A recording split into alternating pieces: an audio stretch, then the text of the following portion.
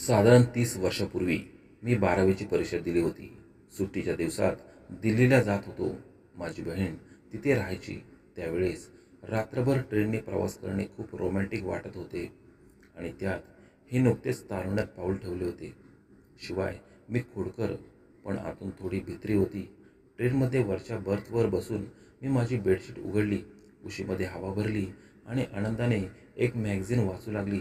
त्यावेळी टाइमपास करण्यासाठी मोबाईल नसायचा.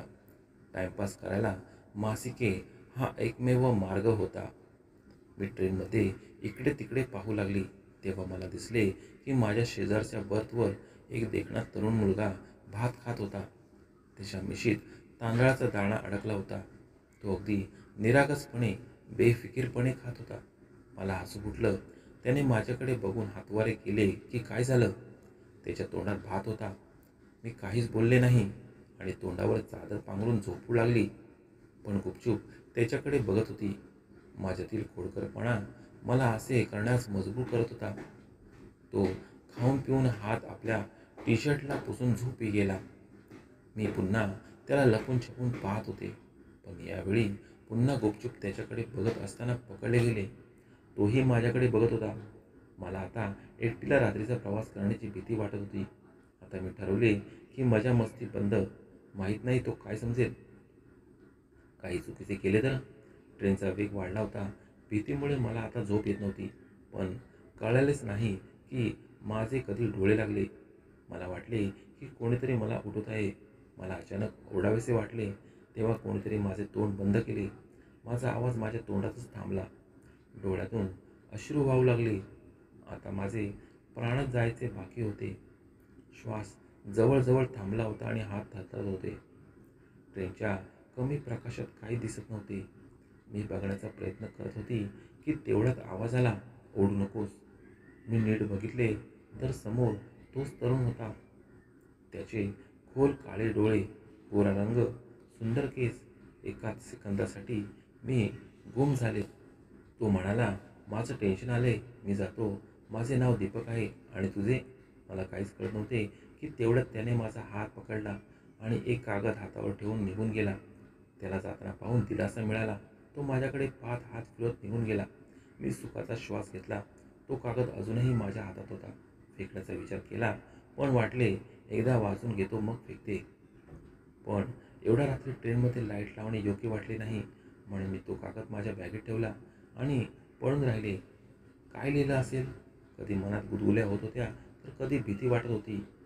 वाटलं पटकन स्टेशन यावं आणि त्यात काय लिहिलंय ते बघावं. कुतूहलामुळे मला झोप येत नव्हती. माझे स्टेशन येणार होते. माझे हृदय जोरजोरात धडकत होते. सकाळी स्टेशनवर ट्रेन नियोजित वेळेपेक्षा 15 मिनिटे उशिरा पोचली होती. सकाळचे 6 वाजले होते. बाहेर थोडा थोडा उजेड होता. मी सामान बाहेर काढले आणि विचार करत होते की तो कागद कुठे उघडून पाहू, की या कागदावर काय लिहिले आहे. मी जागा शोधत होती की तितक्यात मागून कोणीतरी माझ्या खांद्यावर हात ठेवला. मी घाबरली होती की माझा पाठलाग करता करता तो इथपर्यंत तर येऊन पोचला नाही ना. मी मागे वळून पाहिले तर भाऊजी मला घ्यायला आले होते. ते म्हणाले, कुठे चालले आहेस? कोणी भेटेल का? ते येताच मी लाजली. आम्ही घराकडे निघालो. कागदाचा तो तुकडा मनात गोंधळ निर्माण करत होता. घरी येऊन माझ्या बहिणीला मी मिठी मारली. बहीण म्हणाली, तू नेहमीप्रमाणे खुश का दिसत नाहीस? मी घाबरून म्हणाले की प्रवासाचा थकवा आणि दुसरं काही नाही. दीदींनी माझे सामान मिनीच्या खोलीत ठेवले. मिनी दीदींची 7 वर्षाची मुलगी होती. 1 तास चर्चा झाल्यानंतर आईने पाठवले अचार, पापड. मी दीदीला द्यायला सुरुवात केली. आणखीन काही वस्तू देत होते की तेवढ्यात मिनी माझी पर्स उघडू लागली. मावशी, माझी बाहुली आणली नाही की नाही? मी जोराने किचळली. मिनी घाबरली आणि रागवत धापा टाकत बाहेर निघून गेली. तो कागद मिनीच्या हातात पडेल की काय अशी भीती मला वाटत होती. आता पहिली प्रायोरिटी होती मिनीला पटवणे, नाहीतर माझी अवस्था आणखीन बिघडणार होती. मिनीला तिच्याकरता आणलेली बाहुली दिली आणि सर्व आंब्याचे पापड आणि चिंचेच्या गोळ्या काढून तिला दिल्या. तेव्हा कुठे जाऊन मॅडम आणल्या. मिनी माझ्या खोलीतून बाहेर जातच नव्हती. ती कधी तिच्या शाळेची गोष्ट सांगायची तर ती कधी डोळे मिटून शिक्षकांची नक्कल करायची. आम्ही त्याचा आनंद घेत होतो. पण त्या कागदामुळे माझं मन कुठेच लागत नव्हतं.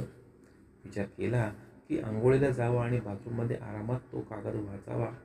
कपडे काढले आणि गुपचूप पर्समध्ये तो कागद शोधू लागली. पण हे काय, तो कागद पर्समधून गायब. सर्व पर्स उलटपालट केली, पण तो कागदाचा तुकडा कुठेच भेटला नाही. मग मी माझ्या बहिणीला झाडूने कागद घेऊन जाताना पाहिले.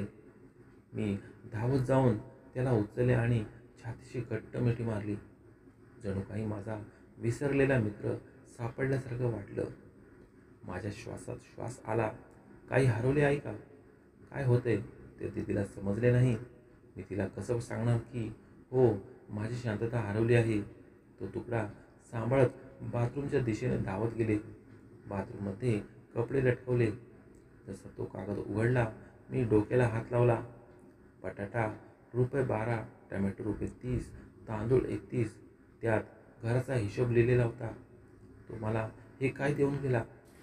मग मला समजले की हा तो कागदाचा तुकडा अजिबात नव्हता. दीदींच्या कुठल्या तरी भाजी रेशनचा हिशोब होता.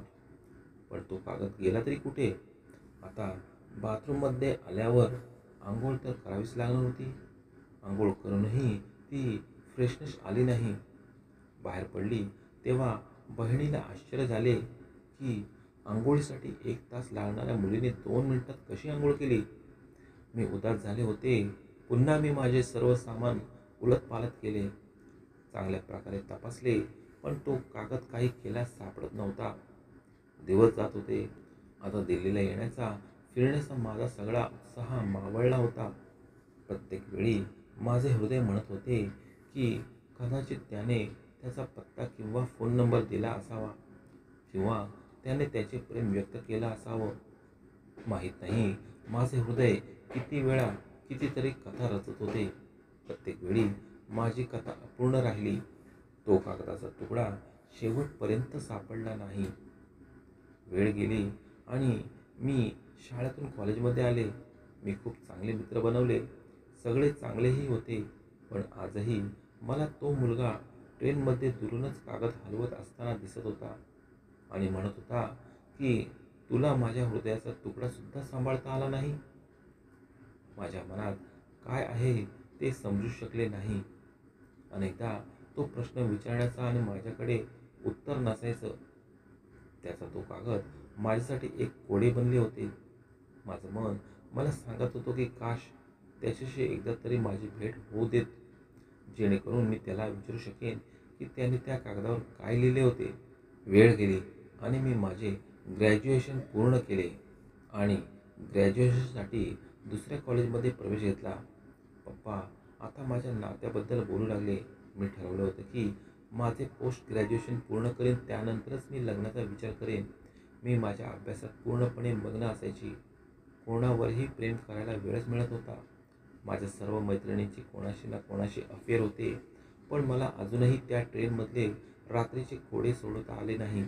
कधी कधी त्या काळात परत जाऊन तो क्षण पुन्हा जगावा असे वाटायचं. पण हे केवळ कथांमधूनच शक्य होते. दरम्यान माझी बेस्ट फ्रेंड राधिका, हिचे नाते पक्के झाले. वाटले की आता आयुष्यात काहीतरी बदल होतील. आम्ही दोघेही लहानपणापासून एकत्र राहत होतो. आम्ही 2 शरीर, 1 आत्मा होतो. ती खूप सुंदर होती. होय, ती अभ्यासात थोडी कमजोर होती, पण तिचे मन खूप चांगले होते. आता ती पूर्ण वेळ तिच्या भावी नवऱ्याबद्दल बोलायची. त्यावेळी मोबाईल फोन अभावी लँडलाईनवर मोठ्या कष्टाने संवाद साधावा लागत होता. आज तिची अंगठ्याची देवाणघेवाण होणार होती. त्या दिवशी राधिका खूप सुंदर दिसत होती. मी पण सुंदर दिसत होते असे लोक म्हणत होते. राधिकाचे सासरचे लोक आले होते. कार्यक्रम सुरू झाला आणि रिंग सेरेमनीची वेळ आली. मला राधिकाचा भावी नवराही बघायचा होता. तो राधिकाशी लग्न करण्याच्या लायकीचा आहे की नाही. राधिकाने लांबूनच इशाऱ्याने दाखवली की ते आहेत तुझे भाऊजी. पाहिले तर माझ्या डोळ्यांवर विश्वासच बसला नाही. माझे डोळे विस्फारले. माझ्या पायाखालची जमीन सरकली. ज्या चेहऱ्याला मी गेली 5 वर्ष विसरण्याचा प्रयत्न करते होती, तो इथे. वाटले की हा माझ्याच नजरेचा धोका आहे. पण नाही, जशी जशी त्याची पावले माझ्या जवळ येत होती तशी तशी मी स्वतःला लपवण्याचा प्रयत्न करत होती.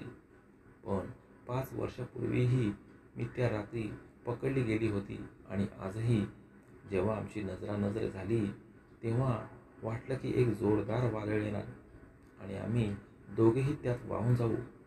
राधिका म्हणाली, हा दीपक आहे आणि ही माझी जिवलग मैत्रीण. दीपक मध्येच बोलला की हिचे नाव जाणून घेण्यासाठी मी 5 वर्षापासून उत्सुक आहे. आता राधिकाची पाळी होती आश्चर्यचकित होण्याची. ती म्हणाली, तुम्ही एकमेकांना ओळखता का? दीपक काही बोलायच्या आधीच मी म्हटले, भाऊजी तुम्ही पण ना खूप गमतीशीर आहात. सोबतच तू राधिकाला काही सांगू नकोस. असंही डोळ्यांनी मनाई केली. तसंही सांगण्यासारखे तर काही नव्हतंच. दीपकची नजर राधिकावर कमी आणि माझ्यावर जास्त होती असे मला वाटले. एक वेळ अशीही आली की आम्ही दोघेच होतो आणि कोणीच नव्हतं. मनात आलं की एकदा विचारू की त्या कागदावर काय लिहिलं होतं. पण आजही आवाज निघाला नाही. दीपक म्हणाला, कशी आहेस? मी फक्त होकारार्थी मान हलवली. दीपक म्हणाला, तू कधीच उत्तर का दिले नाहीस? मी त्याच्याकडे प्रश्नार्थक नजरेने पाहिले. मग वाटले की कदाचित दीपकने त्या कागदामध्ये काहीतरी लिहिले होते ज्याचे त्याला उत्तर हवे होते. परंतु मी वाचले असेल तर उत्तर देणार ना. त्याला विचारण्याची हिंमतच झाली नाही. मी म्हटले, जाऊ दे, आणि तिथून उठून निघणारच होते की दीपकने निघताना माझा हात धरला. मला ट्रेनमधलं ते हाताला पकडून कागद दिल्याची आठवण झाली. माझ्या डोळ्यातून अश्रू वाहू लागले. तेवढ्यात राधिका आली आणि सगळे लोक आले. स्वतःवर ताबा ठेवत मी तिथून बाजूला झाले आणि राधिकाची एंगेजमेंट पार पडली. दीपकच्या डोळ्यात एक प्रश्न होता, पण काय? मी समजू शकले नाही. त्याने त्या कागदावर काहीतरी लिहिले होते. कदाचित त्याने त्याचे प्रेम व्यक्त केले असेल आणि त्याला माझ्याकडून उत्तर हवे असेल. पण आता तो माझ्या मैत्रिणीला लाईफ पार्टनर बनवणार होता. पण हृदय म्हणतं की झालं तर नाही ना. मेंदू सांगत होता की आता काहीच होऊ शकत नाही. पहिल्या नजरेतील प्रेम फक्त कथांमध्ये चांगले दिसते. मेंदू म्हणते की ते फक्त आकर्षण होतं. पण हृदय उत्तर द्यायचं की नाही. गेल्या 5 वर्षात ती कुठे विसरू शकली? आणि दीपकच्या नजरेतूनही तो तिला शोधतोय असंच वाटत होतं. पण का? असं काय झालं होतं त्या रात्री की आमच्या डोळ्यांनी नातं निर्माण केलं होतं की ते नातं अजूनही चालूच होतं? संपूर्ण कार्यक्रम पार पडला तेव्हा राधिका म्हणाली की दीपक खूप छान लिहितो आणि गाणी गातो सुद्धा. सगळे लोक गाणे ऐकण्यासाठी जिद्द करू लागले. दीपकने गाणे सुरू केले. कोई जब तुम्हारा हृदय तोड़ दे, तड़पता हुआ जब कोई छोड़ दे, तब तुम मेरे पास आना प्रिय, मेरा दर खुला है, खुला ही रहेगा तुम्हारे लिए. गाणं काय होतं? हृदय बाहेर काढून ठेवल्यासारखं वाटत होतं. टाळ्यांचा कडकडाट झाला. दीपक माझ्याकडेच बघत होता. मी उठून दुसरीकडे निघून गेले. काही गडबड व्हायला नको म्हणून. त्याच्या घरचे लोक निघून जाऊ लागले. सगळ्यांचा निरोप घेतला आणि निघताना दीपक म्हणाला, माझ्याशी मैत्री करशील? त्याने हात पुढे केला. राधिका म्हणाली, हो, माझी मैत्रीण ती तुझी मैत्रीण. आणि मी इच्छा नसतानाही हसले. राधिकाच्या लग्नाला अजून 3 महिने बाकी होते. दीपक राधिकाला भेटण्यासाठी बोलवायचा. कदाचित तो मला भेटण्याचे निमित्त शोधत होता. कारण त्याला माहीत होतं की राधिकाचे आई वडील तिला एकटीला पाठवणार नाहीत.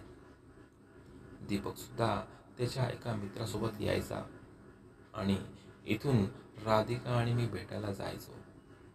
आम्हालाही भेटून दीपकला जाणून घेण्याची संधी मिळत होती. माझ्या मनाला थोडं चांगलंही वाटत होतं. दीपक आग्रा येथे राहत होता. त्याने स्वतःचा व्यवसाय सुरू केला होता. तो अतिशय हुशार आणि कमी बोलणारा व्यक्ती होता. एकदा राधिका कुठेतरी दुसरीकडे होती तेव्हा त्याने पुन्हा विचारले, तू उत्तर का नाही दिलेस? मला वाटले की त्याला सर्व काही सांगावे, पण राधिकाला समोरून येताना पाहिले आणि म्हणाली की जर काहीच नव्हते तर उत्तर काय देणार. राधिकाला काहीतरी विचित्र वाटले आणि ती अचानक बोलली, दीपक, तुझ्या त्या मिस्ट्री गर्लचे काय झाले. मी आश्चर्याने दीपककडे पाहिले. कदाचित त्यालाही माहीत नव्हते की राधिका अशी अचानक येऊन हा प्रश्न विचारेल. राधिका म्हणाली, तुला माहीत आहे, पहिल्या भेटीतच दीपकने मला स्वतःबद्दल सगळं सांगितलं.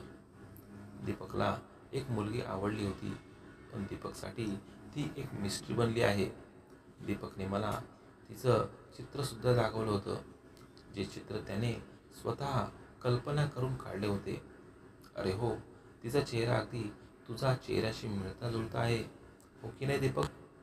आम्ही दोघेही हडबडलो. हातपाय थंड पडले. मी राधिकाला म्हटले, चल आता खूप उशीर झाला आहे, घरी पोहोचेपर्यंत संध्याकाळ झालेली असेल. मग काका काकू मला शिव्या देतील. त्या गोष्टींमध्ये मी यशस्वी झाली होती, ज्या गोष्टींचे स्वरूप मला बदलायचे होते. घरी आल्यावर मी रात्रभर झोपू शकले नाही. मी हे काय करत आहे.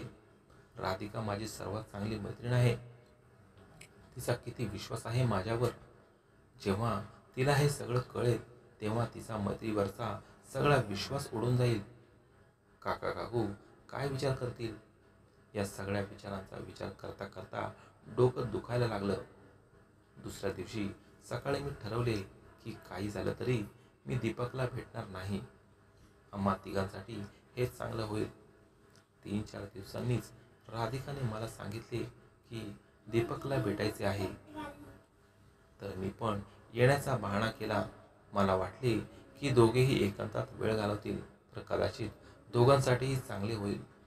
अशातच जवळजवळ 15 दिवस निघून गेले. मी प्रत्येक वेळी न जाण्याची काहीतरी कारणे बनत होती. पण असं झालं की एकटीच असल्यामुळे राधिका दीपकला एकदाच भेटू शकली होती. काका काकू राधिकाला एकटीला पाठवत नव्हते. तिने सांगितले की दीपक फोनवर माझ्याबद्दल विचारत असतो. राधिका खूप निरागस होती. ती या सगळ्या गोष्टींपासून अनजान होती.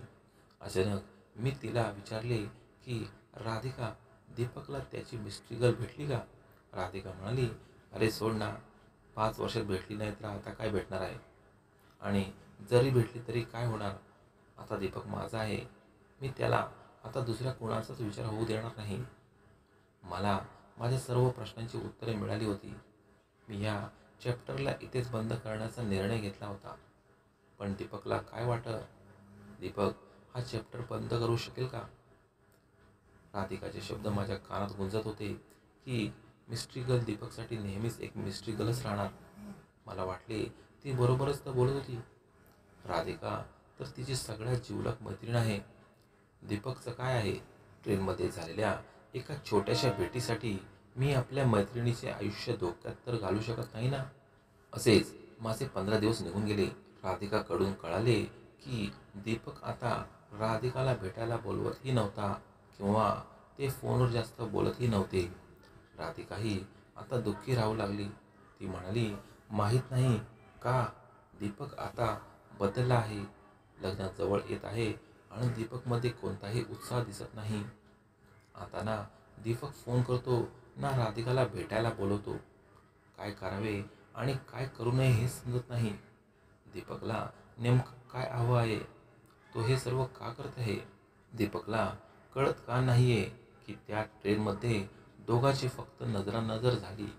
त्यांच्या डोळ्यांची भेट हा केवळ एक सुंदर योगायोग होता, जो दोघांनाही विसरून पुढे जावेच लागणार आहे. अन्यथा बरीच कुटुंब विस्कळीत होतील आणि लोकांचा शाप घेऊन आपण आनंदी राहू शकणार आहोत का. वेळ जात होती आणि राधिकाचे दुःखही काळानुसार वाढत होते. त्या प्रिय मैत्रिणीच्या मनावर चिंतेच्या रेषा उमटल्या. एके दिवशी ती रडत म्हणाली की दीपकला त्याची मिस्ट्री गर्ल सापडली आहे, म्हणूनच तो तिच्याशी बोलत नाही. मी दीपकशिवाय राहू शकत नाही. आत्ताच ही परिस्थिती आहे तर दीपक लग्नानंतर माझ्याशी बोलेल की नाही. तू सांग, मी काय करू. राधिकाचे शब्द माझ्या मनात येणाऱ्या वादळाची भीती निर्माण करत होते. लवकरच काहीतरी करावे लागेल, अन्यथा सर्व काही संपेल. पण काय करावं समजत नव्हतं. मी रात्र विचारात घालवली. सकाळी दीपकच्या घरी फोन केला. मला नंबर माहीत होता. राधिका अनेकदा माझ्यासमोर डायल करायची. त्याच्या वडिलांनी की त्याच्या भावाने फोन उचलला. माझे दीपकसोबत बोलणं करायला सांगितलं. दीपकने हॅलो म्हणताच माझा श्वास वाढला आणि मी फोन डिस्कनेक्ट केला. नाही, मी दीपकशी बोलू शकत नाही. फोन बोलावं तर लागणारच होतं. दुसऱ्यांदा फोन केला. यावेळी दीपकने फोन उचलला. मी बोलण्याआधीच तो बोलला, मला माहीत आहे की कोण बोलत आहे. फोनवरही मी तुझ्या हृदयाचे ठोके अनुभवू शकतो. आज संध्याकाळी 5 वाजता ग्रीन पार्कमध्ये ये, असे एका दमात म्हणाला आणि फोन ठेवला. घड्याळ थांबल्यासारखे वाटत होते. त्यामुळे घड्याळाकडे आज पुन्हा पुन्हा पाहिल्यानंतर मला कळाले की 1 तासात 6 मिनिटे आणि प्रत्येक मिनिटात 60 सेकंद असतात. मी अर्धा तास आधीच पोहोचली होती. दीपकला काय काय बोलायचं आहे त्याचा विचार करून ठेवत होती. 5 वाजले तरी दीपक आला नाही. मला वाटलं कदाचित तो येणार असेल, पण 5:15 वाजता तो तरुण माझ्यासमोर येऊन चालत आला, ज्याच्याकडे मी त्या रात्री ट्रेनमध्ये गुपचूप बघत होती. तो माझ्याजवळ येत होता तसे तसे माझ्या हृदयाचे ठोके वाढत होते. काय बोलायचं आहे ते मनातून उडून चाललं होतं. मला काही बोलता येईल की नाही. नेहमीच गप्प बसायची, पण आज मला बोलावं लागणार आहे. मी स्वतःवर नियंत्रण ठेवले. आता तो जवळ आला आणि म्हणाला, तू खूप सुंदर दिसत आहेस, अगदी त्या रात्रीप्रमाणेच. मी दीपककडे असे काही पाहिले जणू काही त्याच्याकडून खूप मोठी चूक झाली आहे. दीपक काही बोलायच्या आधीच मी बोलणे पण मला योग्य वाटले. दीपक, बघ, तुला माझ्याबद्दल काय वाटते मला माहीत नाही आणि मला ते जाणून घ्यायचेही नाही. माझा मार्ग तुझ्या हृदयाकडे नाहीच आहे. तू राधिकाचा भावी नवरा आहेस. मला तुझ्याशी यापेक्षा काही घेणं देणं नाही. आणि हो, माझ्याबद्दल विचार करणे थांबव आणि राधिकाबरोबर पुढे जा. इतकं बोलून मी निघायला लागली. दीपक माझ्याकडे बघून हसत राहिला. मला त्याच्या हसण्याचा राग येत होता. दीपक म्हणाला, इकडे तिकडे बघत का बोलत नाहीस? माझ्या डोळ्यात डोळे घालून बोल. खरंच तुझ्या मनात माझ्यासाठी काहीच नाही का? तुला जेव्हा वाटेल तेव्हा तू माझ्या हृदयात ये. तुला जेव्हा वाटेल तेव्हा तू निघून जा. मी तुझ्या उत्तराची 5 वर्ष वाट पाहत होतो. ती रात्र मला अजून आठवते. तुझे हसणे, तुझे गुपचूप माझ्याकडे पाहणे. त्या रात्री तू निघून गेलीस, पण मी नाही गेलो. मी फक्त तुझ्याकडे पाहत राहिलो. तुझ्या चेहऱ्याकडे इतका आकर्षित झालो होतो की मी आजपर्यंत तुझा चेहरा विसरू शकलो नाही. पण तू उत्तर का नाही दिलेस? खरंच तुझ्या मनात माझ्यासाठी काहीच नव्हतं? दीपकच्या डोळ्यात पाहण्याची माझी हिंमत झाली नाही. वाटलं की मी जे बोलण्यासाठी आणि करण्यासाठी इथे आली होती ते आता बहुधा होणार नाही. दीपकला काहीच न बोलता मी तेथून जाऊ लागली की दीपकने पुन्हा माझा हात पकडला आणि म्हणाला की प्लीज काहीतरी बोल. माझी मिस्ट्री गर्ल तूच आहेस, पण आता हे कोडं सोडण्याची वेळ आली आहे. मी पुढे कसं जाऊ? जसं तू तुझ्या प्रेमाच्या जाळ्यात मला बांधून ठेवले आहेस, तसं मला यातून मुक्त करून स्वतःही मुक्त हो. मी काय बोलू? मला काही बोलायचं होतं, सगळं काही सांगायचं होतं, पण राधिकाचे अश्रू मला थांबवत होते. राधिकामुळे मला काहीच बोलता येत नव्हतं. मी म्हटले, तुला जे काही समजायचं आहे ते समज, पण माझा आणि तुझा रास्ता कधीच एक होणार नाही. आणि मी उठून जाऊ लागले की तेवढ्यात मागून आवाज आला, ठीक आहे, तुला माझं काही ऐकायचं नाही, नको ऐकू, पण एक गोष्ट ऐकून जा, मी आजच राधिकासोबत माझे लग्न तोडत आहे. दीपकच्या शब्दांनी माझे पाय तिथेच थांबले. मी पुढे जाऊ शकले नाही.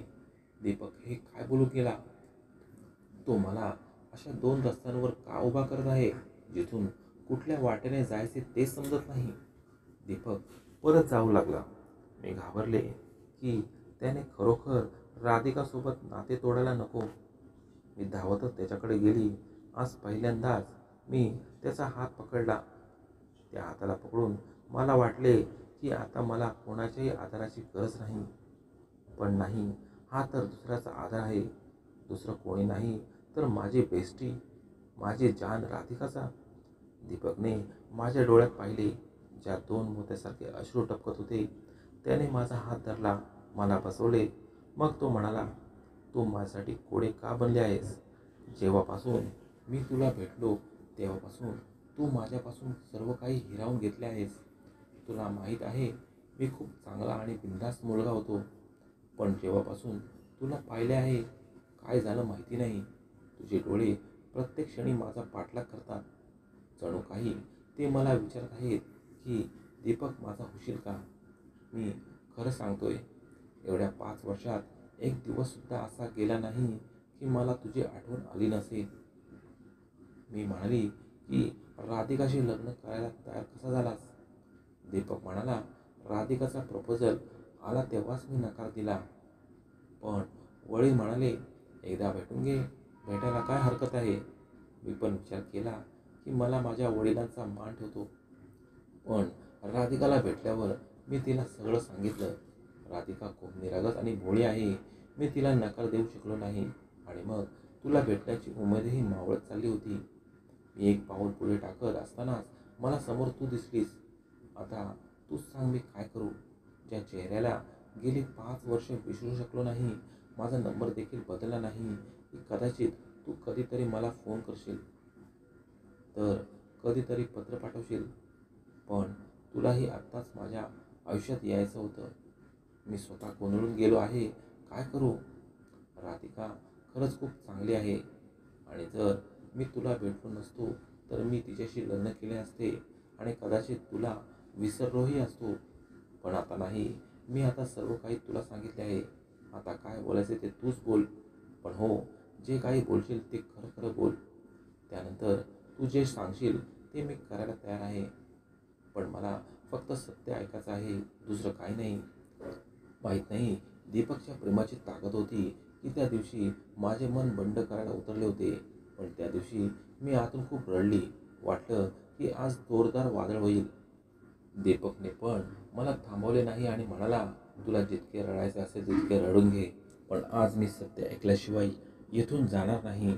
आज मला माझं त्याच्याशी असलेल्या नातेसंबंधाबद्दल काहीतरी स्पष्ट करायचे होते. अन्यथा कोणतेही नाते तुटू शकले असते. प्रत्येक नात्याचे स्वतःचे महत्त्व असते, कमी किंवा जास्त नाही. राधिका माझी मैत्रीण होती, पण मला दीपकच्या भावनांशी खेळण्याचा अधिकार नव्हता. त्याला सत्य सांगावेच लागणार होतं, अन्यथा राधिकाशी लग्न करूनही तो सुखी राहू शकणार नाही आणि राधिकालाही खुश ठेवू शकणार नाही. मी विचार करत होते की दीपकने मला हलवले. काहीतरी बोल. माझे होठ हलले आणि तोंडातून शब्द बाहेर पडले आणि मग आवाज आला, दीपक हे खरे आहे. ज्या दिवसापासून मी तुला पाहिले आहे, मला सुद्धा प्रत्येक दिवसाच्या प्रत्येक क्षणाला तुझी आठवण आली आहे.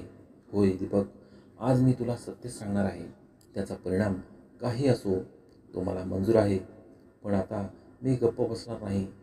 तुझ्या प्रत्येक प्रश्नाचं उत्तर मी देईल. दीपक, त्या रात्री मी तुझ्याकडे पाहणेही त्या वयाची खोड होती. तुझ्या जागी दुसरं कोणी असतं तरीही कदाचित मी असंच केलं असतं. हो, तू मला आवडला होतास आणि त्या वयात सगळेच चांगले वाटतात. तू मला कागदाचा तुकडा देऊन गेला होतास, पण मी तो कागद कधी वाचलाच नाही, कारण तो कागद माझ्याकडून हरवला होता. मला तुला भेटायचं होतं, त्यासाठी नाही की मी तुझ्या प्रेमात होते. मला फक्त हे जाणून घ्यायचे होते की तू त्यात काय लिहिलं आहेस. आता मला माहीत नाही की त्या रात्री तू माझ्याबद्दल काय विचार केलास, पण सत्य हेच आहे की जो कागदाचा तुकडा मला कधी मिळालाच नाही, तो या कथेचा सूत्रधार बनला. हे जाणून घेण्यासाठी उत्सुक होते की तू त्यात काय लिहिले आहेस आणि तुझी उत्सुकता त्यात होती की मी उत्तर का दिले नाही. पण मला आता तर इतकं कळालं आहे की त्या कागदामध्ये काय लिहिलं असेल. दीपक, तुझा आणि माझा साथ फक्त त्या रात्रीपर्यंत होता. ते एक सुंदर वळण होतं, जिथून आपण दोघेही आपापल्या रस्त्यात वळलो. मी असे म्हणत नाही की मला तू आवडत नाहीस किंवा तुझ्यात काही कमी आहे. पण दीपक, प्रत्येक गोष्टीची एक वेळ असते. आज मी इतकी स्वार्थी होऊ शकते का की मी माझ्याच मैत्रिणीचा विश्वास तोडू देऊ? मग आम्हा दोघांचा एकमेकांवर विश्वास कायम राहील याची काय शाश्वती? दीपक, तू खरंच ग्रेट आहेस. आपण या नात्याला नाव काय द्यायचं? नाव नसलेल्या नात्यात जिव्हाळा असतो, कारण त्यात अपेक्षा नसतात. इतका वेळ दीपक शांतपणे ऐकत होता. तो हसला आणि म्हणाला, तू खूप छान आहेस. आता तू सांग, तुझ्या प्रेमात पडण्यापासून मी स्वतःला कसे थांबवू शकतो? त्या रात्री तुझा निरागसपणा मला आवडला. त्यावेळीही तू माझ्या हृदयात घर केले होतेस. आणि आज तुला जवळून ओळखून तुझ्यावर प्रेमासोबत आदरही वाढला आहे. तुझे विचार कितीतरी पटीने चांगले आहेत. नाहीतर तुझ्या वयाच्या मुली मजा मस्तीच करण्यात गुंग असतात. त्यांना इतरांच्या भावनांचा आदरही नसतो. पण तुला बघ, एवढ्या लहान वयात ही एवढी समजूतदार आहेस तू. तरीही मी तुला निराश करणार नाही. मी तुला वचन दिले होते की तुला जे हवे तेच होईल. म्हणून आता मोकळ्या मनाने सांग, तुला काय हवंय, तुझी काय इच्छा आहे. आज मला तुला जाणून घेण्यानंतर खूप आनंद होत आहे की गेल्या 5 वर्षापासून जशी प्रतिमा मी तुझ्याबद्दलची निर्माण केली होती त्यापेक्षा तू खूपच जास्त चांगली आहेस. आणि आता तुझी कोणतीही गोष्ट मी टाळू शकणार नाही. म्हणून आज तुला जे काही हवे ते मागून घे. मी वचन देतो की मी आनंदाने तुझी विनंती मान्य करेन आणि तुला काही न बोलता इथून निघून जाईल. मी काय बोलणार? दीपकने तर सर्व काही माझ्यावर सोडले होते. पण आज ही गोष्ट संपवायची होती. नाहीतर याच गोष्टीने बऱ्याच लोकांचे आयुष्य उद्ध्वस्त केले असते. जर इथून आम्ही दोघांनी योग्य निर्णय घेतला नाही तर आमच्या तिघांच्या जीवनावर परिणाम होणार होता. मी खोल विचारात होती.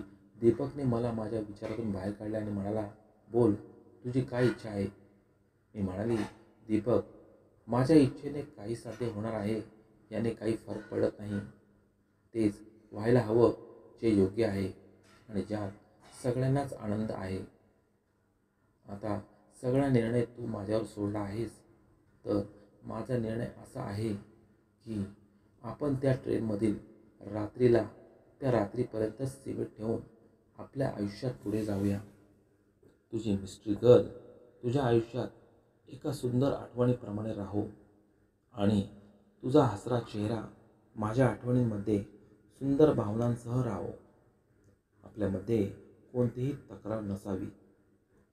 मी राधिकावर खूप प्रेम करते आणि मी तिच्या दुःखाचे कारण बनू इच्छित नाही. तिचे हृदय तोडून मी आनंदी देखील राहू शकणार नाही. त्या दिवशी तू एक गाणं ऐकवलं होतंस. आज मी तुला एका गाण्याच्या 4 ओळी ऐकवते. ये मुनासिब नहीं आदमी के लिए, प्यार से भी जरूरी कई काम है. प्यार सब कुछ नहीं जिंदगी के लिए, छोड़ दे सारी दुनिया किसी के लिए. ये मुनासिब नहीं आदमी के लिए, चांद मिलता नहीं सबको संसार में, एक दिया काफ़ी है रोशनी के लिए. गाणं गाता गाता मला खूप रडू कोसळले. दीपक मला समजला होता आणि मला समजावता थकला होता. म्हणूनच तो हसला आणि म्हणाला, जशी तुझी आज्ञा माझी मिस्ट्री गर्ल, पण माझीही एक अट आहे. मी घाबरली होती की दीपक माझ्याकडून काही मागणार तर नाही ना. दीपक म्हणाला, घाबरू नकोस. मी असे काही मागणार नाही जे तू मला देऊ शकत नाहीस. अट अशी आहे की तू नेहमीच माझी मैत्रीण बनून राहशील. आपली मैत्री कधीच संपणार नाही.